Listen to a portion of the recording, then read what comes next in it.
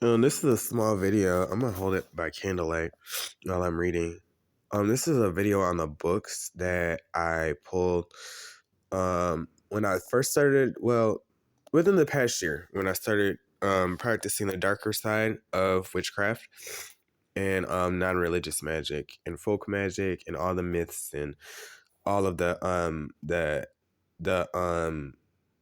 the magic and happiness, and because it's such an interesting thing, right? So yeah, that's this is just a list of the stuff that I'm interested in, the stuff that I've scanned through and read. And I am no perfectionist, but I would say that at this point I am a almost a high priest, very close to high priest. I have read The Black Pullet, which is a good book, and it is based off of black a giant black hen that lays golden eggs of magic, right? Not for kids. Um, a thousand magical words and incantations from Abraxas to Zoar, which is extremely useful, I must tell you, because um, it literally is it's literally a book filled with all types of incantations and magical words that gives you empowerment beyond belief. It's such a, you have to connect spiritually, your instance and everything, your keys if you work with keys and all that magical stuff, right? And you have to have your magical tools, whatever magical weapons or tools that you carry to protect yourself or heal yourself, whatever you use if you're a light worker to fight the forces of darkness, right? Which is kind of what I do because I'm an earthbound angel.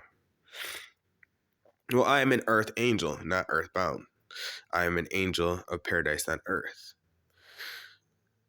Dictionary of Crystals, The Book of Shadows by Gerald Gardner, which is absolutely eloquent.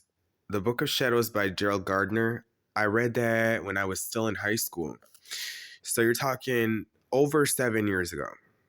And it's an amazing book. It was filled with knowledge that anybody, it's really for beginner witches or people who are new to the craft or sorcery. It's very excuse me, I have a cold. It's very much neo-pagan. It's neo-pagan oriented, right? Whereas I'm used to right now stuff that is necromantic. The Lesser Key of Solomon, which has been perfect for me because while most of the knowledge, like working with jinn or genies or any of those ancient spirits, all that knowledge is for the most part lost.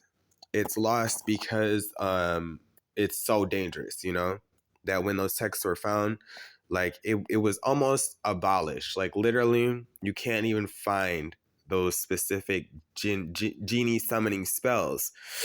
You know what I mean? But certain high priestesses and high priests can. But typically no, because it's that ancient and so dangerous. But not more ancient than necromancy, which is what I'm working with. A dictionary of angels, over 4,000 pages of angels. I could not find exactly which one I am, but I do go by Zay, which is an angel, which is very obvious, And keeping her keys, for females, I recommend keeping her keys, because that is like dangerous. It's just not something that I'm working with right now in my life because I'm male and I'm young. But I know male witches who are literally the same age as me who work with Hecate and the Hecate movement and everything. They were a part of it and all of that. I knew her when I was very young. So yeah. I knew her when I was very young, and Hecate is a very magical goddess, And she is a goddess of, she's a terrifying goddess, but also a goddess of birth and a goddess of magic through birth and feminine energies. She's instant. Like I said in a video, there's no trivia. But I don't believe so much in goddesses right now. Like I said in my other channels, I believe only in energies, a feminine energy as well as a masculine energy. And we just happen to give them a name. When you're using one energy that is feminine, you say goddess. And if you're working with the men, then you would say the god. And together in the triune, they would represent the psychic energy that is a part of the physical body. Because goddess literally means adornment. It means adornment, and it means beautiful woman. And the god means consort, like her son or best or best friend, chauffeur. That's what it means. It means consort. A friend. A friend is what it means, right? And yeah, I didn't study much with the divine God until very recently, within the past few years, as I hit out